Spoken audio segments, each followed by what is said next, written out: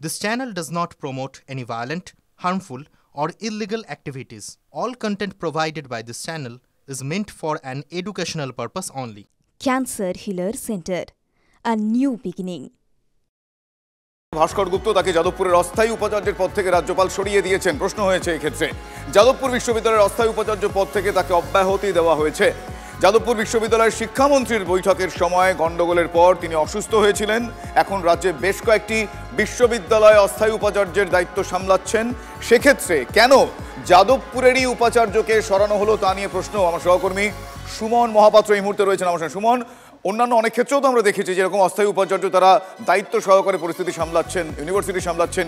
এক্ষেত্রে এই back to back ঘটনার পর এর বিরুদ্ধে বা এর পক্ষে এই সিদ্ধান্ত তো প্রশ্ন তুলছে, কি উত্তর মিলছে? যাদবপুর বিশ্ববিদ্যালয় এখনো টালমাটাল। অধ্যাপক ভাস্কর গুপ্ত তার টেনিয়ার অধ্যাপক হিসেবে তার টেনিয়ার সামান্য কটা দিন রয়েছে, তার মধ্যেই তাকে এভাবে উপাচার্য পদ থেকে কেন সরিয়ে দেওয়া হলো এই নিয়ে যখন প্রশ্ন উঠছে তখন বিশেষজ্ঞদের একাংশ বলছেন যে শিক্ষামন্ত্রীর সঙ্গে ভাস্কর গুপ্তের ঘনিষ্ঠতা কি কোথাও চক্ষুশূল হলো রাজ্যপালের কাছে, নাকি অন্য কোনো কারণ রয়েছে। যেহেতু যাদবপুর বিশ্ববিদ্যালয় বারবার সেখানে বিতর্ক টানা বেঁধেছে, বারবার সেখানে র্যাগিং এর ঘটনা সামনে এসেছে।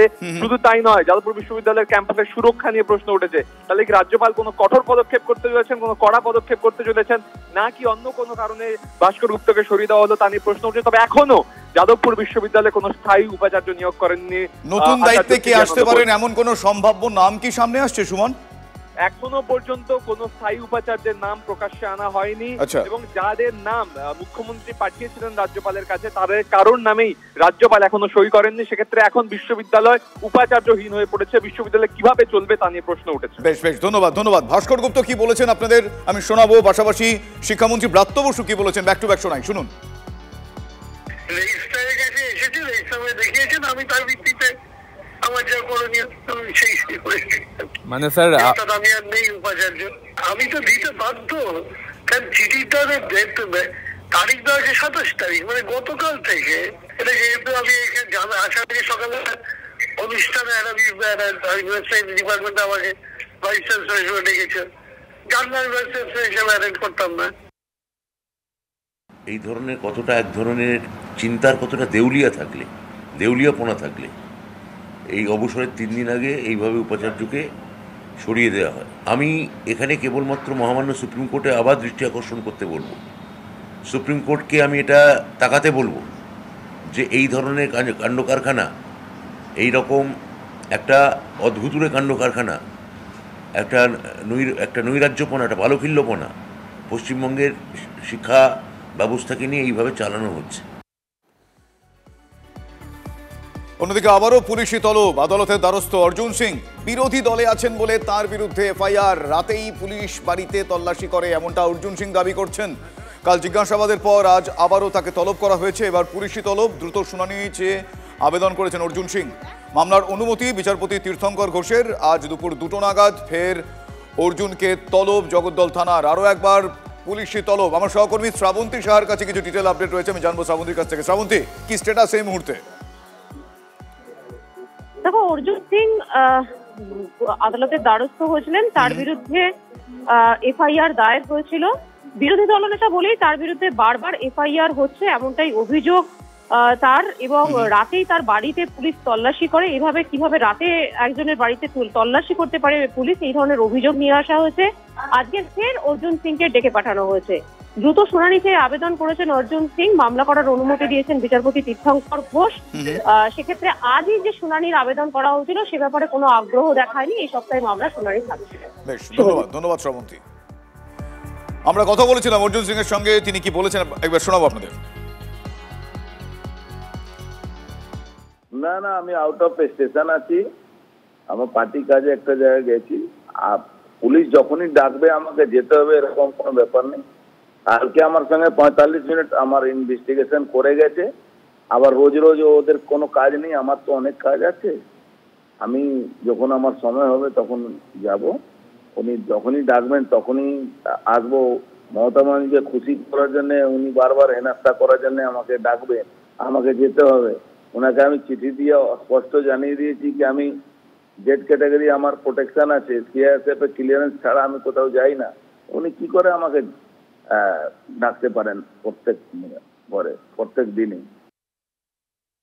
অর্জুন যে কাল পর্যন্ত দাবি করেছিল সে নাকি যায়নি এবং সে নাকি কিছুই করেনি এবং তার সঙ্গে কোনো লোক যায়নি, কিন্তু সেটা 4টের সময় পুলিশ প্রশাসনের তরফ থেকে যে ভিডিওটা রিলিজ হয়েছে তাতে প্রকান্তভাবে দেখা গেছে যে অর্জুনের আগে যে ছেলেটি যাচ্ছিল সে ছুঁড়ে একটি বোম মারলো। আমি জানি না বোমটা ফেটেছিল কি না, কি বাস্ট হয়েছিল কি না, কেন আমার তো জানা না, আমি পড়ে গেছিলাম।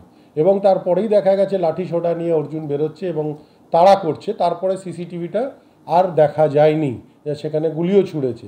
যতদূর সম্ভবত আমার কাছে খবর, পুলিশ প্রশাসনের কাছে সেই ভিডিওটা আছে, সময় মতন হয়তো সেটা প্রেস রিলিজ হবে। অন্যদিকে এবার বিজেপির যে অন্তর্দ্বন্দ্ব, সেই অন্তর্দ্বন্দ্ব নিয়ে সরব হয়েছেন মিঠুন চক্রবর্তী। ভোটে হারের জন্য বিজেপির দ্বন্দ্বকে দায়ী করেছেন বিজেপি নেতা মিঠুন চক্রবর্তী। আমরা তৃণমূলের সঙ্গে লড়িনি, নিজেরা নিজেদের সঙ্গে লড়েছি, এই মন্তব্য, এই বিস্ফোরক মন্তব্য মিঠুন চক্রবর্তী করেছেন। শোনাবো আপনাদের। আমাদের পার্টির সব ডিভাইডেড সব করা আছে। সুকান্ত দার মতো করবেন, শুভেন্দু দার মতো করবেন, বাকি যারা লিডার আছে তারা তার মতো করবে, আর আমি আমার মতো করে করবো। কিন্তু ultimately will be the one in a bowl to fight. বিগত নির্বাচনেও তো আপনি ঘুরেছিলেন, অনেক সাড়া পেয়েছিলেন, তখন তো সেই দেখুন কি বলবো, দ্য ওয়ার্স্ট থিং ইজ নিজেরাই, আমরা তৃণমূলের সাথে তো লড়িনি, আমরা নিজেদের সাথে লড়েছি, ওইটাই হয়েছে। মিঠুন চক্রবর্তী এই মন্তব্য করে থেমে থাকেননি, তিনি আরো একটা গুরুত্বপূর্ণ বিষয় বলছেন। তিনি বলছেন যে 26-এর ভোটে, মানে 2026-এর বিধানসভা নির্বাচনে বিজেপি যদি না জিতলে হিন্দু বাঙালিরা বিপদে পড়তে পারেন, এমনটা মিঠুন চক্রবর্তীর দাবি। বিজেপি বিমুখ 9% হিন্দুকেও পদ্মে ভোট দিতে আর্জি জানিয়েছেন বিজেপি নেতা মিঠুন চক্রবর্তী। শুনুন সেই পোর্শনটা তিনি যখন বলছিলেন এই বিষয়টা।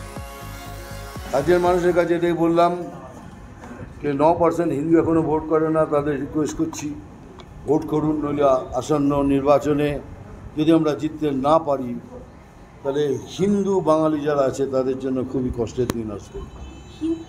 হিন্দুদের তো ভয় কিসের মমতা বন্দ্যোপাধ্যায়ের? সেটা বলতে পারবো না, উনি বলতে পারবেন, হয়তো ওনার অন্য কোনো প্ল্যান থাকতে পারে, হাউ ডু বি নো, সময় এলে বুঝতে পারবেন। জাতপাতের রাজনীতিতে দিল্লিতে তাদেরকে বসিয়েছে তিনবার মোদিজিকে, কিন্তু বাংলায় হিন্দু সমাজের মানুষ এই মিঠুন বাবুদের, শুভেন্দু অধিকারীদের ঘৃণা করে এইসব কথা। কাজে তিনি যে 9% ভোট বাড়াতে বলছেন, তিনি যতই চেষ্টা করুন কোনো মতেই বাড়বে না। যে 38.7% পেয়েছে 2024 সালে, এবার দেখবেন ওটা নেমে 36% আসবে, 2% হলেও কম হবে।